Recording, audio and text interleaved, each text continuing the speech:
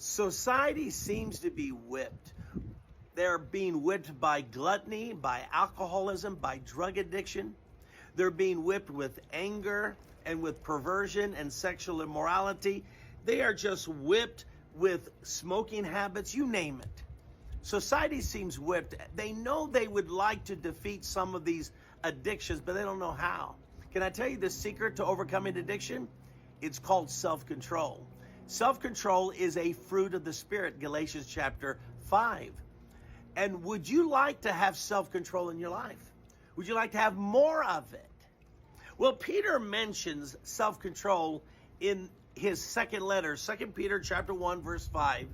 He says, for this very reason, make every effort to add to your faith goodness, and to goodness knowledge, and to knowledge self-control, and to self-control perseverance, and to perseverance godliness, and to godliness brotherly kindness, and to brotherly kindness love.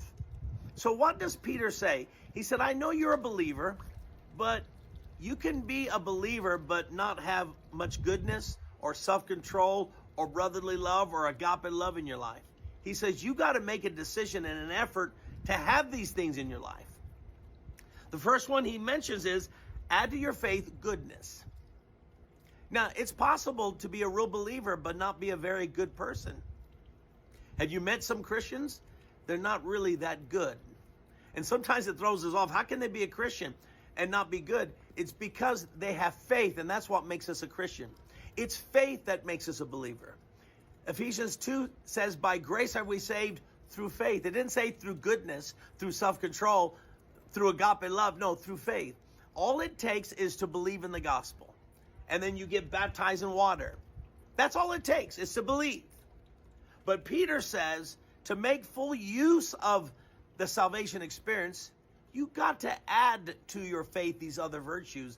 Otherwise, you're going to be void of them. And it's possible to be a believer and be void of self-control. So he's saying to add to these things. Your faith, goodness, knowledge, self-control, etc., all the way to the end, which is agape love. Now, when I was reading this, it hit me. Peter is giving a progressive list of virtues. He's not just throwing a haphazard list and say, hey, try this and do this and do it. No, he's thinking about the growth of the Christian. And he's saying, add to these virtues, faith, goodness, etc., all the way to the end of agape love. And we all agree agape love is the highest virtue of all. And so by describing these virtues as a progressive list, he is showing that before I can have goodness, I have to have faith. And before I can have knowledge, I have to have goodness. And are you ready for this? Before I can have self-control, I have to have knowledge. See, it's like a child growing up. Before a child can jump, he has to first crawl. Before he can walk. But after he crawls, he learns to stand. Then he learns to take a few steps. Then after walking, he learns to run. And after running, he learns to leap. In other words, he progressively begins to grow up. And what I read here, what we're reading in Peter, is a progressive list. That means if I'm to have self-control, I have to master the first one, or the virtue that is before it. Notice the virtues. First, he starts off with faith, goodness, knowledge, and then self-control. So watch this. How do I get self-control if I don't have knowledge? And that's when it hit me. The secret to exercising self-control is the knowledge of the truth. Jesus put it this way in John chapter 8. You shall know the truth, and the truth shall set you free. Jesus didn't say it's just me setting you free. No, it's the truth that sets you free. And do you realize the secret to exercising self-control is to get the knowledge of the truth? See, a lot of times people say, well, I just don't have a very strong will.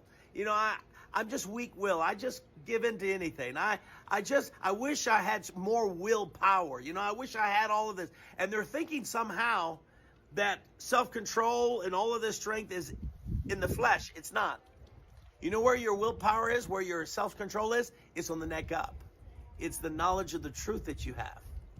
And when you keep lying to yourself, lies that end up putting you in bondage, Lies like, well, I can't help myself. I'm too weak. That's a lie. You're stronger than you think as a child of God. The Holy Spirit lives in you. Christ is in you. You can do all things through Christ who gives you the strength. But when you tell yourself, oh, that temptation is just too strong. No, it's not. 1 Corinthians 10:13 says, no temptation that sees you. In that God doesn't give you a way of escape. Nothing's too hard. It's just ordinary. But we convince ourselves our temptation is extraordinary, that we can't help it. That's one of the great lies people tell themselves. And that lie ends up causing them to succumb to gluttony, to smoking, to getting drunk, to sexual immorality, to pornography, to losing their anger, and other life-controlling issues. But you got to quit telling yourself a lie, because it's the knowledge of the truth that will create within you self-control.